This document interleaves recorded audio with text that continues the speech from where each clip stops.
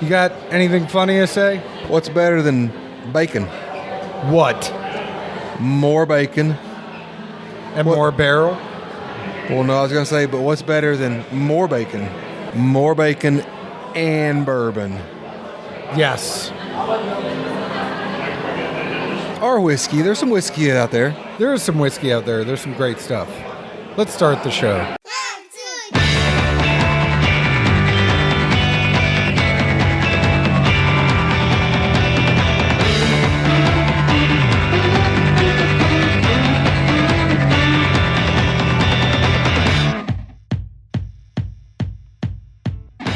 Hello, everyone. My name is John Edwards, and with me is Zeke Baker, and together we make the Dad's Drinking Bourbon. Wherever you are, whatever time it is, thank you for making us a part of your day. Say hello to the folks, Zeke Baker. It's hard to speak right now. My gut's pretty full. I know. I had to unbutton my pants. I'm sitting back here in the barn at... Is that what the smell is? Yeah. I am back here at the Green Door Gourmet, and we are in the back of the barn is where they put us. I think they were afraid to let us out there with the people. Well, at the same time, we are in air conditioning and 75% of the people are not. So I'm not going to complain there. No, I'm not complaining. I'm just saying they know us. This is more than one event that we have done with Events Hatched. And they know by now that we are much better when you keep us away from the people. Well, plus, I mean, I don't, know what our editor does per se. Sometimes I think it's a whole lot of nothing, but at the same time, I got to feel like this has got to be easier for that person to edit, when the time comes, than being stuck in the masses with even more background noise. Whole lot of nothing, my ass. That says the person who just shows up and drinks and goes home.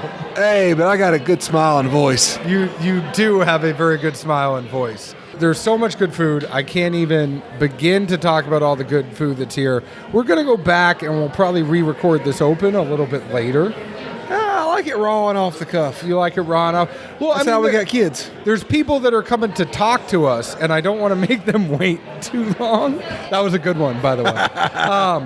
But I do just have to say there's so much good food that's here. Before we get into the meat of everything, see what I did there? We're at a live event. We are at a live event. Let's go live and let everybody see what they're missing out on. Before we get into the meat of everything, I want to let everyone know that we are sponsored by CaskCartel.com, changing the industry standard in the alcohol industry. They are like the Amazon of the spirits industry. Go ahead and go to Cask Cartel. They are going to get you together with merchants that are going to make it easy for you to get alcohol shipped directly to your door. Zeke uses them late night. He's got them on the late night trip. Text them up. It's like Drake used to call me on the cell phone. He calls Cask Cartel. He gets liquor shipped directly to his house. Go ahead and visit CaskCartel.com. Follow them on Instagram, and they might even send you out some samples. Also want to let you know that all of our glassware is provided by DistilleryProducts.com.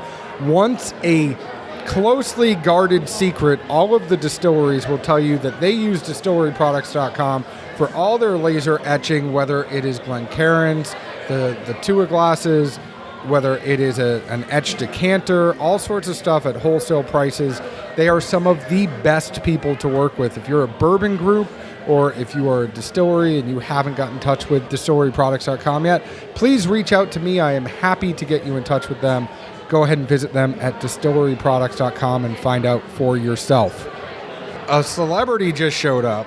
Roy just left. A celebrity just showed up. Nashville Bourbon Enjoyment. Tim. Hello, fresh fellas. Off of his big win from Bardstown Bourbon Company for tickets to Bourbon and Beyond. You just went up there.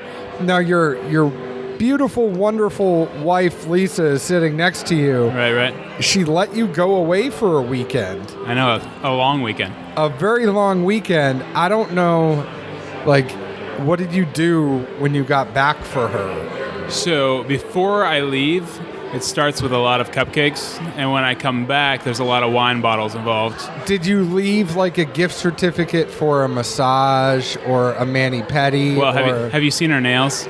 Both the hands and feet look good, right? She's saying she got a that facial too. Yeah. she's saying her pores feel a little backed up, and she needs a facial. No. She got one before I left. Believe me.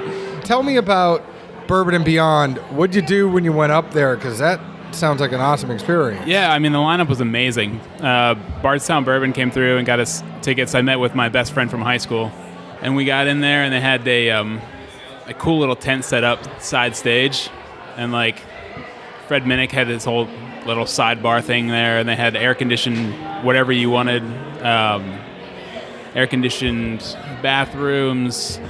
Foo Fighters played. John Fogerty played. Foo Fighters played down here too. I didn't have to drive all the way up to Kentucky. Like, hey man, Lisa was down there watching Foo Fighters in Franklin. When they are openly just pouring Bardstown in any cup you want, and you get to watch the Foo Fighters for free, it's worth a trip to Louisville. I would have been more impressed by the Creedence. Dude, he was amazing. Hence I said him second. The Foo Fighters were the headliner that night, but in my mind it was Fogerty. I heard Fogerty was great. Dude, he was unbelievable. And he brought his son out. It was cool. Wait, he brought his fortunate son out? His fortunate son. Yeah. See what I did there, Zeke? That's not even funny. Play on CCR. It is a play on CCR. Well, I know what the song is. I'm just saying. What if the kid was challenged or something? Why you got to go there? Well, I'm just saying. If he brought him out, I don't think unless he was bringing him out as inspirational. Yeah. No. He played. It was pretty cool. So he was your favorite? I think Fogerty was. So Flaming Lips played that on Friday too, and they always they invented showmanship. They just confetti everywhere. The lead singer gets inside a big ball and rides the crowd and stuff like that. But whenever you cut all that stuff aside and just look at musical talent and the actual art of playing, Fogerty's unbelievable. Oh man, I feel like that's reminiscent of our podcast. Right. John brings all this showmanship, but when it really comes down to the talent, we had Zeke bigger. Exactly. Right there, people. Right there. So, Tim, it was great having you on. Go ahead and find him at Nashville Bourbon Enjoyment on Instagram. And, yeah. Good to see you guys. I'm very interested. I want Zeke to edit the show once. Oh, it'd be amazing. Oh. Yeah, I'm sure it would sound great. It would sound listenable. It's like 3 minutes of just Zeke. No, it's not even that. His little one-liners, and then that's it. The end of the show ends. There wouldn't be a show. I would re-record something of just me for 90 seconds and say, "Peace, we're out, people. Thanks." I just want it to be listenable. I don't know how Zeke could even get the levels right and get the background noise out here. I always give credit to our editing department. I just don't know who they are. Yes, it's the guy who's up till 2 in the morning most nights doing it. But what was your favorite thing you drank at Bourbon and Beyond? And I know Bardstown Bourbon Company gave you the tickets, so don't feel obligated to say Bardstown. Yeah, no, not by any means. I'd actually never had Old Forester 1910, and I did the tour there, and the tour was incredible. I've done on several distillery tours, but Old Forester has it down.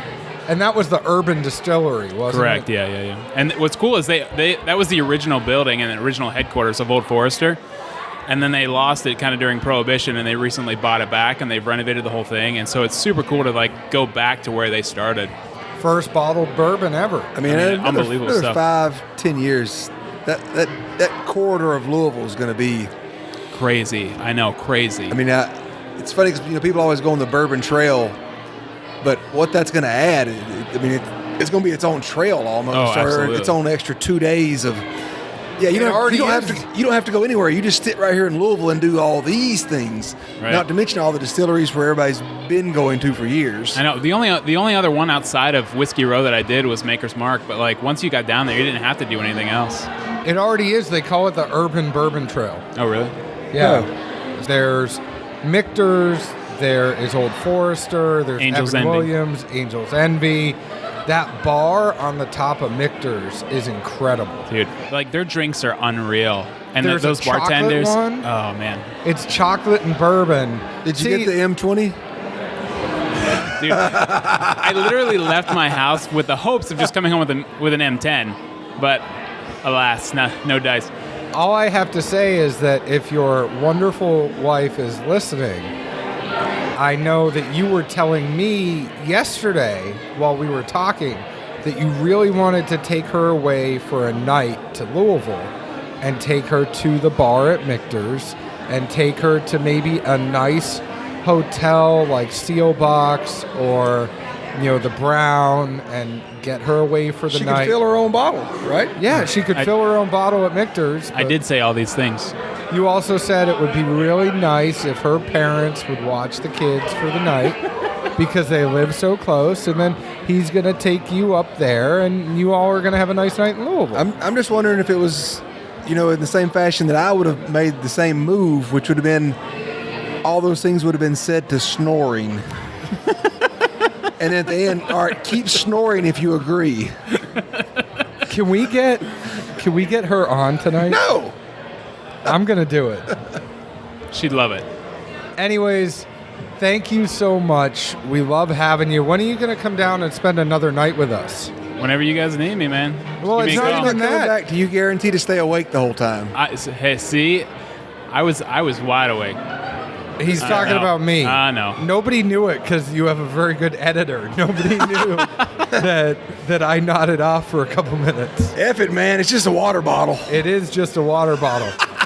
But let's talk about the moon saws that Zeke loves In giving. North Georgia, it's still a moon saw. It always will be. It's never a moon saw. So funny. Isn't it the funniest thing you've ever heard? It's super funny. Like, and I don't know if it's the difference between the southern description of it or like, me being from the Midwest and like actually hearing the T at the end, but whatever. I have never heard that T in my entire 37 years. I just I'm heard not even lying. JR says slobber knocker, and he also says moon saw. Moonsaw. We'll have to go back and find some clips at some point. We have a friend Alex up in Rhode Island, and he just loves it that I keep mentioning moonsaw every episode. I think it's a new T-shirt. I think it is a new T-shirt. Yeah, we're going to show me doing a moon saw on John. Wham! It's okay, you'd bounce off. Tim, thanks so much. It's not a do we need you, it's a we always want you. You are a friend. Thank you so much for just being a part of the whiskey community. We love having you in here, and I'm happy to call you a friend. I'm happy we got to know you this year, and it's the first of many times we're going to hang out, and we do need to see each other more outside of whiskey events. It's going to happen. Yeah. It's been a crazy little summer here, but we're just very happy to know you. So thank you man. so much for coming I'm just glad to be on. Yeah. Appreciate it. Zeke, you got anything? It's just a water bottle, man. What was your favorite food here before you go? Oh, is it called the roe? The The roe, porky mac and cheese? Mac and cheese. I liked that. I went back 3 times. I'll admit it. He's the reason that Up lost their apricots by 8. No, he said he went to the row. I know, but I'm sure he did that for every single one of them. The row, I thought the meat was amazing, but the mac was a little lacking behind it. Really? I liked But the it. meat was amazing. Oh, I got the rib too from that you highly recommended. So that's that my Martin favorite. Wrapped in bacon. It was unbelievable. That was Oh, the my one from the favorite food thing truck. here. From the Yeah, food from truck. Southern Spoon. That was my favorite meal so far. That one actually that may have taken the cake. That was delicious. That Up and Char were kind of tied for 2 for me, and the row was up there. I did like that mac and cheese.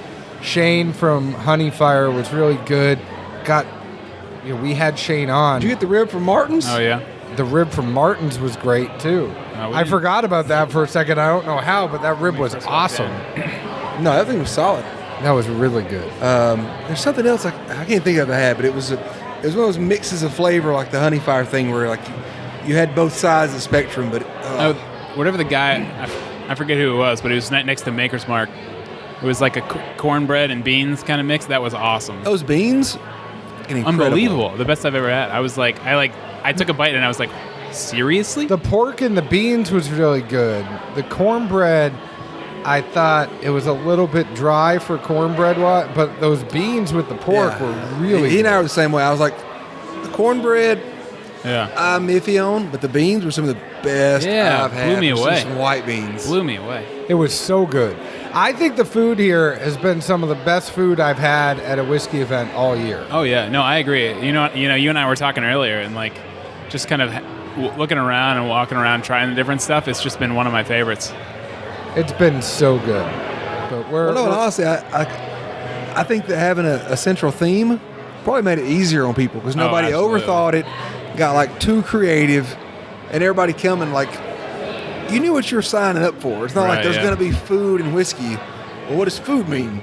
Corn dogs, vegan burger? Right. No, it's all bacon. Bacon oriented. Yeah. Anyways, speaking of bacon. Oh, I thought you liked this song and you were going to jump up and dance and say, "What's shaking bacon?" No.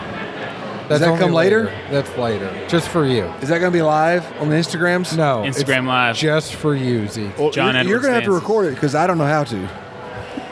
It's only for you. How many times do I have to say that? It's only for you, Zeke.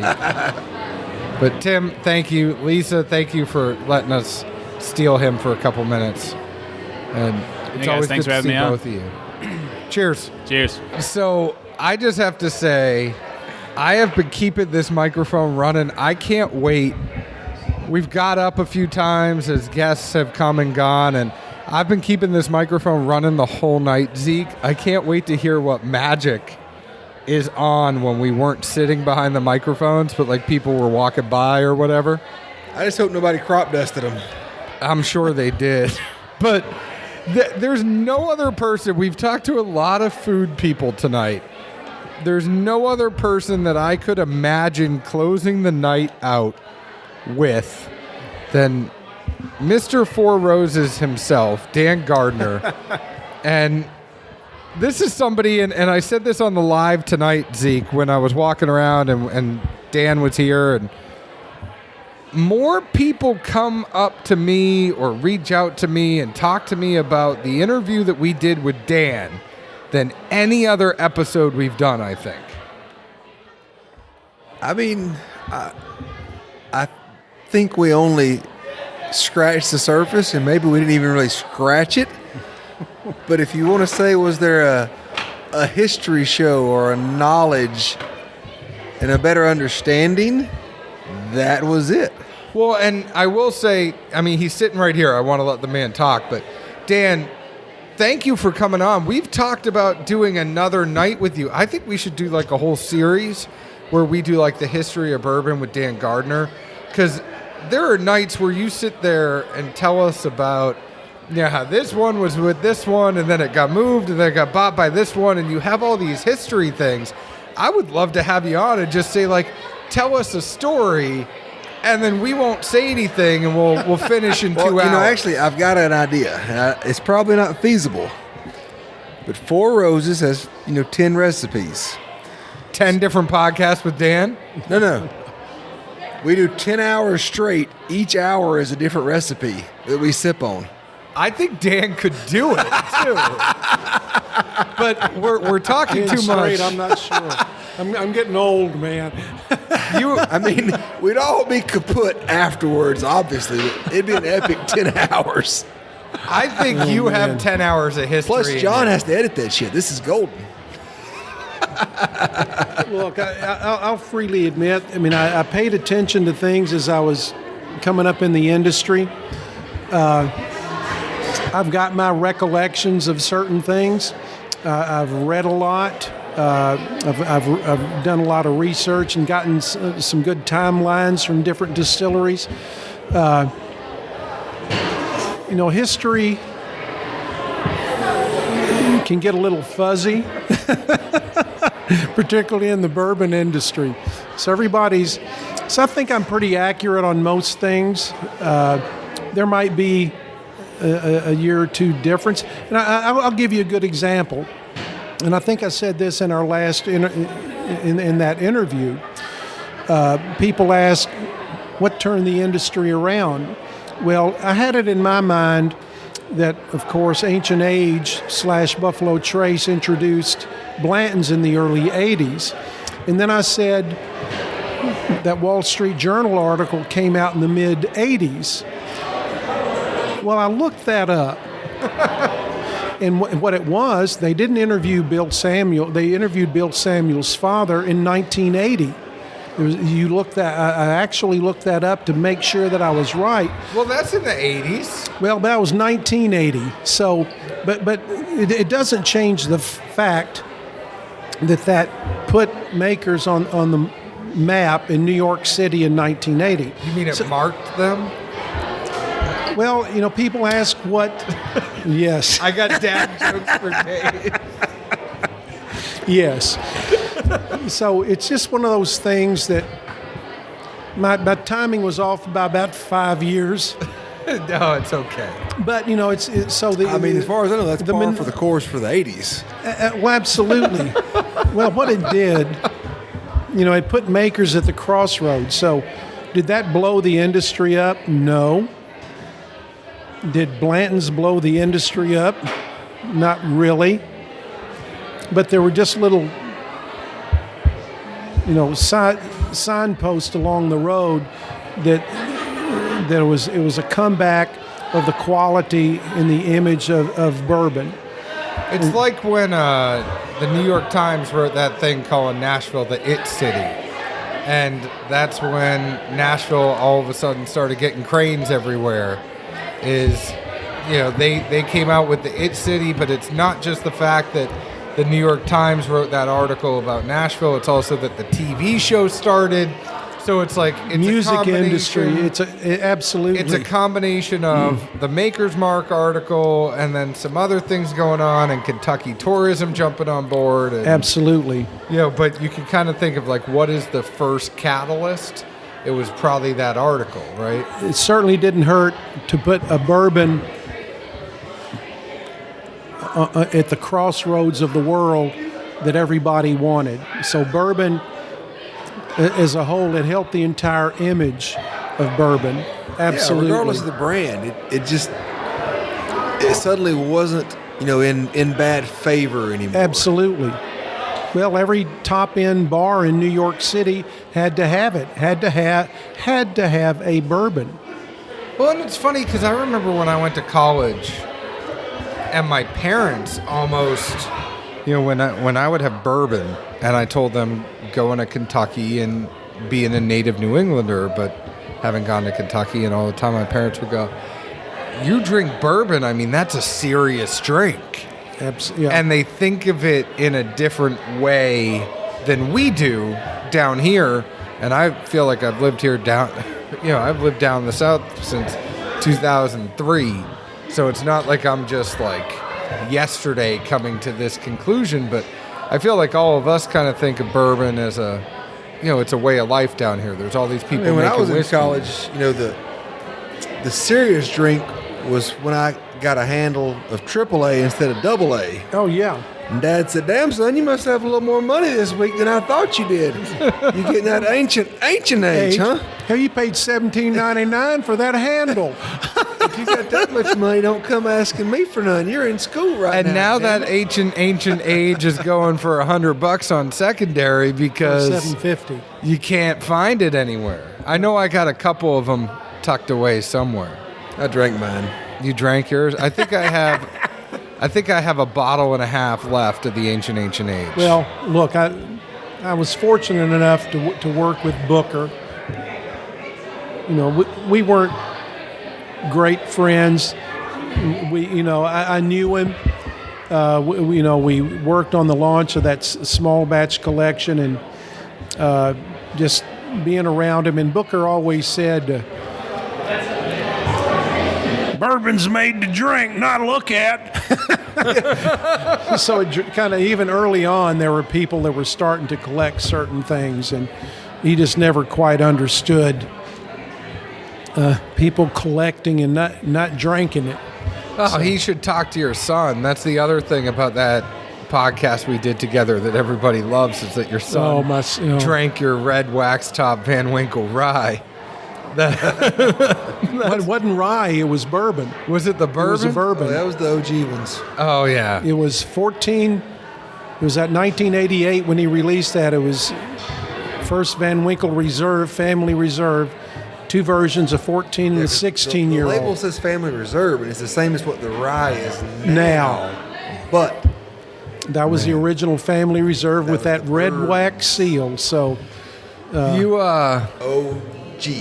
well, Dan is an OG, but he's awesome. We love Dan. I think we could talk. I mean, the whole event's ending at this point, but we're still sitting here talking to Dan. Dan, I want to make sure we talk a little bit of Four Roses before we let you go. Okay. Have you had the new limited edition small batch? I know sometimes things can trickle to you a little bit later. Yeah. I tasted it last week, and it's outstanding. And I was telling Zeke this earlier. To me, it splits the difference between the 2018 limited edition small batch and the Al Young. Now, the Al Young, to me, when you first opened a bottle, that 23-year-old, it had a little bit of a dry, woody finish, which I don't really care for. But I've also said that if you drink that bottle down to 3/4, let that sit for a month, that Al Young turned into a caramel bomb. So the 2018 to me was much more caramel forward. The bourbon, oldest bourbon in there, I think, was 16 years old. So this 2019 has that 21-year-old. Brent told us what the percentage of the 21 was, and I can't remember if it was 7% or 3 or 4. But it was a little bit lighter. You still got a little bit of that, what I call dust or tannin to it, but it wasn't as pronounced in my memory, which it's fading quickly. Well, I mean, we figured it wouldn't take much of that to really old or rest, you know. Absolutely. 21 years old. Those things are typically just wood bombs. So, but it was lighter, and it was just really, really good.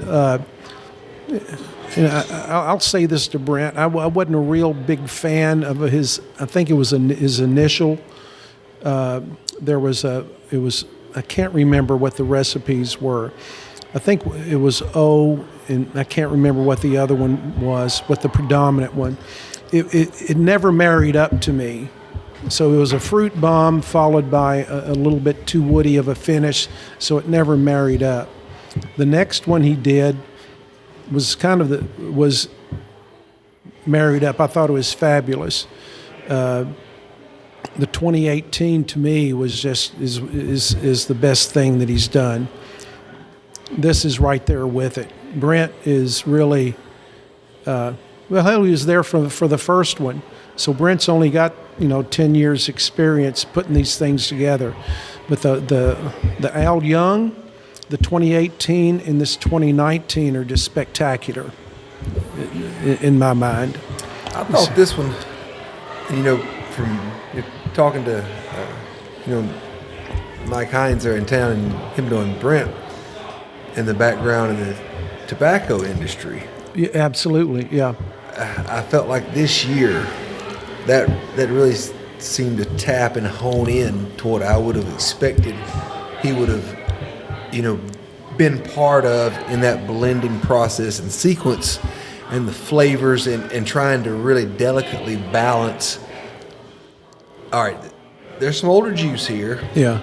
And you can't tip that scale. It's too much. You can't tip it too much. And it won't take more than an extra percent and the ship's damn capsized. Yeah, absolutely. But he seemed to toe the line on this so well. I think so. They've just gotten progressively better. And again, even the 2016 was pretty damn good. And again, that's my recollection of it. I would like to do...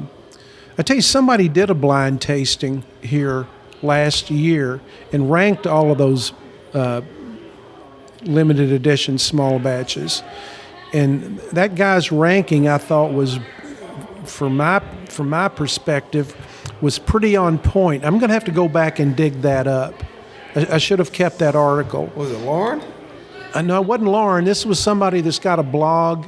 And if Anybody out there remembers who it is, let John know. But I remember reading that article, and they did them all blind, and I thought that their tasting notes for me were pretty spot on. It was about the way I would have ranked them. I really think and kind of went to that space of, not knowing too long ago that Brent had the tobacco industry background. Oh, yeah. And blending the tobacco. Yeah. I mean, that was where it kind of came from. And at least in some of the previous releases, I don't think it ever was as apparent. But with this year's, it's all that just kept popping in my head over and over was simply, this is a very delicate balance. Absolutely. Aged materials with some super floral, super sweet notes. And it's funny because it comes out in the fall, obviously, but yeah, it pairs with it. So it's all the crowd pleasers that absolutely hit all the notes everybody wants with the V and the K, and I think it's got the V is the 21 year, right? OBSV. And then the K is 15. There's a 15-year OESK, a 15-year-old OESV, and an 11-year-old OESV. Oh, man. But it has all the crowd pleaser notes in it that really just everybody's talked about the V runs lately. Spectacular OESVs. Oh, They've yeah. been spectacular. There have been some extremely good ones this year. Loved I them. like how they're circling back to that PS run. Somebody just picked one. I know. the other day. It's just now coming back. And Yeah. I remember this I summer. was 11 years old. This summer when we were there, Mandy told me it was coming back on the first pick I was on. I knew I had one coming up in 2 more weeks. And I just, gave the polite smile and wink of, you think I'll get one in a couple of weeks?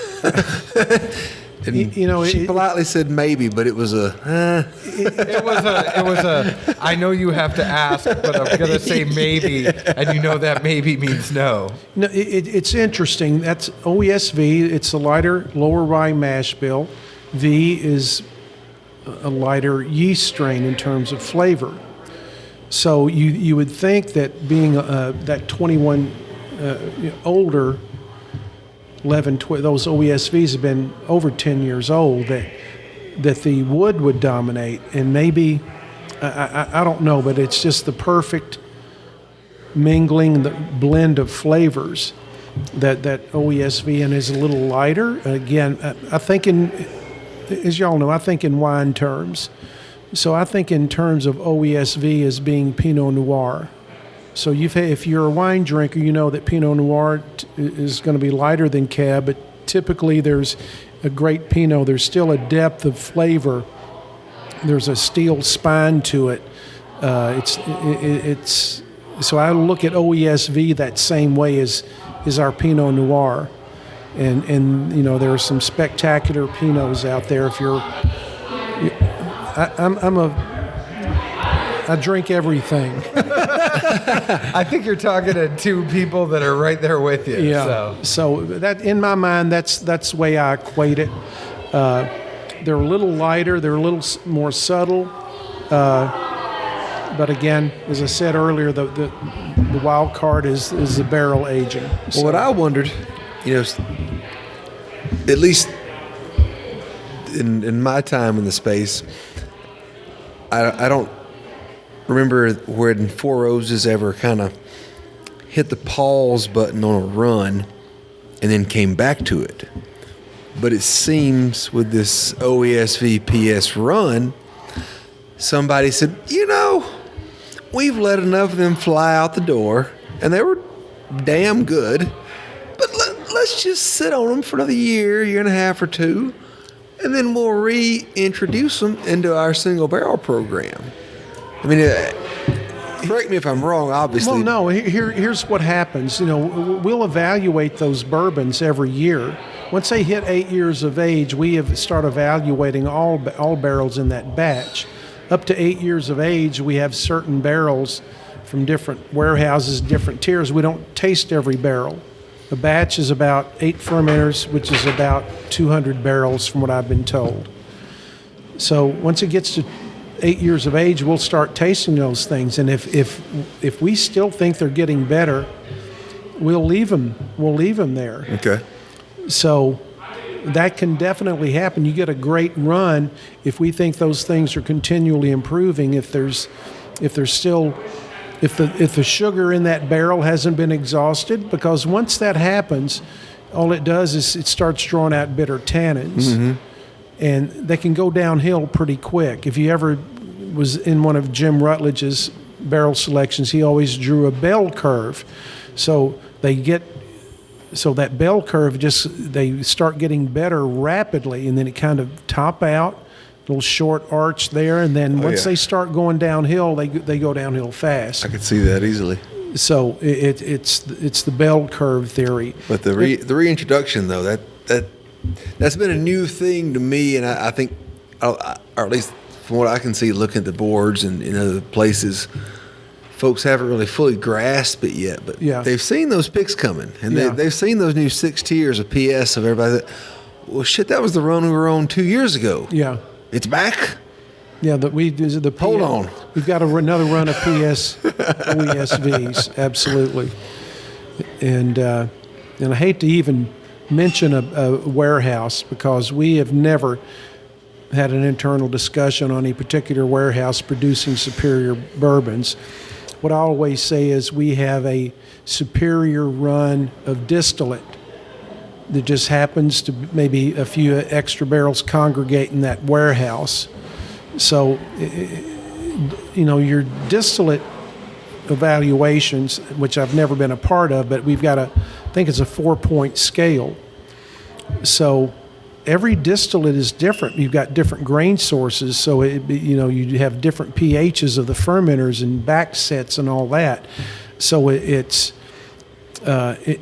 none of it is a straightforward process. It's all very, very different. Every season, every load of grain that comes in, you're dealing with a different ingredient. So it's not the straightforward black and white process that everybody wants to believe it is.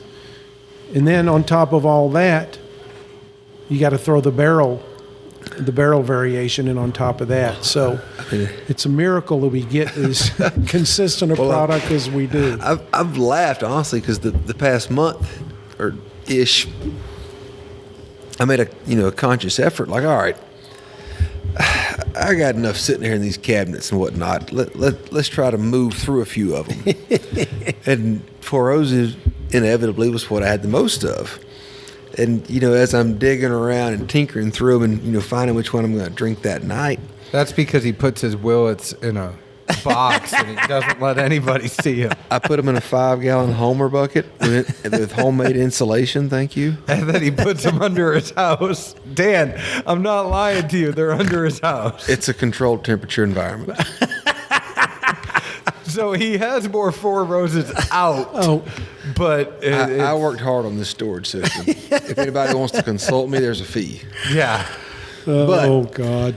But it's funny though when you start pulling through the picks, and obviously you look at the recipe, and then you see the recipe and you look at where it was, and then to me, like, you see the stores. Yeah. There's a commonality between who picks what and who catches the runs. And I'm not saying anything negative to the people that might have been there and might have missed a run. But it's funny, like when, especially with, friends and things that take care of you, stores you never heard of, never seen of, aren't in your market. And you're like, oh, well, it looks like they picked one from this run and this run and this run, just like this store did. And you see all that come along. And to me, it's just funny, like, all right, I don't know these people from next to nothing, but clearly you see who's pulling the right picks. The bottom line on it is that good is good, and that's the commonality. And that's one of the things that I learned early on with Rutledge. Again, I'd been in the industry 30 years at that point when I started with Four Roses. And I'd done a few barrel picks, primarily with Wild Turkey. Exclusively, to be quite honest, with Wild Turkey. And that was only 3 or 4 for the Shoppers Village stores in Lexington. I'm smart enough to know when to keep my mouth shut. So early on with those barrel picks with Rutledge, in my mind, I would pick out the ones that I liked. And one of the things that I noticed very, very early, and everybody typically, I was in the mix of those barrels and there would typically be 3 or 4 barrels, and we were doing all 10 recipes at that time. There were typically 3 or 4 barrels that people would always zero in on. And once you get to there, you're just talking minutia in terms of differences in those barrels between good or bad. And typically what I always say, you're not picking between good and bad, is you're picking between stylistic differences and personal flavor profile differences. It's even just the day. Yeah. I mean, I've been there, and we've gone back and the next day sourced down through the generosity of Mandy of, well, where did my number 2 and 3 go? Yeah. And we've all pulled them in and then had them all together and said, I mean, shit. Monday I might have picked this one. Absolutely. Tuesday this one, and Thursday that one. End of the day, were any of them bad? Yeah. But something I will ask, because I don't think we knew or thought about this the last time we got together. So when we were fortunate enough to do a pick with Mandy at Willett, we ended up in the Ricks, and we were talking some. And at some point she mentioned that Four Roses is now, I guess, implementing a ventilation system to the top of all the Ricks. Unaware of that. I'll have to ask her. No. Well, if you go back and look at our warehouses, there are 2 styles of vents on our warehouses. Have y'all ever noticed those? No. We've got the big round giant ones, 2 or 3 or 4 on them. And then the other warehouses just have that center, I don't know the specific term, but it's a vent along the ridge. Yeah. So next time you're up there, go look at those things. Okay. Pay attention to look at the tops of the warehouses. So there are 2 styles of vents. So I'm going to assume that the vents, the big vents, are a little more changeable, might have some open and close, but I haven't heard that, but I'm going to have to ask her about it. Oh, so sorry. They don't need to ask for my approval. Well, it was funny because I honestly don't remember how it came up, because we did the pick in the upstairs bar, and then we went to the Ricks to tap a few barrels, and then they got to talking, and really we were just fortunate enough to be part of the conversation. I mean, at that point, you're just kind of like all ears, And she was saying that they were going brick house by brick house and adding this new ventilation to the roofs. And whatever it was, I mean, the way I adding it, okay. Yeah, it was something that was added. Yeah. It's been so damned hot. And then, us, Drew was saying, even at a 1-story rick, you will see a marketable difference, like within a year. He said, all those barrels, 1 year from now, someone's going to need to be in there and need to taste them, because the amount of airflow that you don't realize that simple vent's going to pull, and what that will do to all your barrels. Yeah. Somebody will need to check them. And he was also, just being super helpful and just saying, like, this is going to change the whole train of thought for how you've aged barrels and how you've gone about tasting them, and that whole time frame of when they come to age and maturation. Absolutely. Well, if you just think about it, those barrels are are breathing. Their water and alcohol's coming off of them. So, I like to think in terms of extremes. So you take a barrel of bourbon and you put it in the Sahara Desert, and then you put it in a tropical jungle. It's going to dry out faster in the desert than the jungle, because you've got a lot more moisture around that barrel holding everything in. Where in a desert, it's going to suck it dry. So changing the airflow is definitely gonna do that. If you're opening up that warehouse and you're sucking more air in, you're sucking out the water and the alcohol inside that warehouse. So it's going to dry out. It's going to change it for sure, absolutely. But it was, honestly, it was just one of those random, rare conversations when you're sitting there and you see two people on a caliber that were way above John and I, and like, oh wow, they're talking about some next level stuff, but I can at least grasp the concept, understand what's going on. Well, again, next time it's interesting to see. Next time you come to our warehouses, look at the tops of look at the tops of our warehouses, and you'll see the two different styles of vent. That the one you won't notice is the one running right along that center ridge. So and the others have these big giant round things, vents on them. So they're very, very different kinds of vents. So it's going to be interesting to see if they're adding those other big vents to them. At least that was the impression I got. Was because from what I understood from Andy talking to Drew, it was in the process of getting all of them to a uniform standard and having the same type of ventilation system. Well, that makes sense. And I'm going to have to see. I'm going to pay attention if they're adding those big giant vents there next time I go down. So, but they've always been there. And I don't know if they were experimenting originally or what. But yeah, come down and pay it. Yeah, look at that. I mean, I'll happily come down. You just let me and John know when there's a pick available, and we'll show up. Okay. And, we'll find a barrel. I promise. we'll put our names on it real big in Sharpie ink and eat some tortilla chips. Oh. Yeah, I mean, we'd probably take 2 barrels if we could.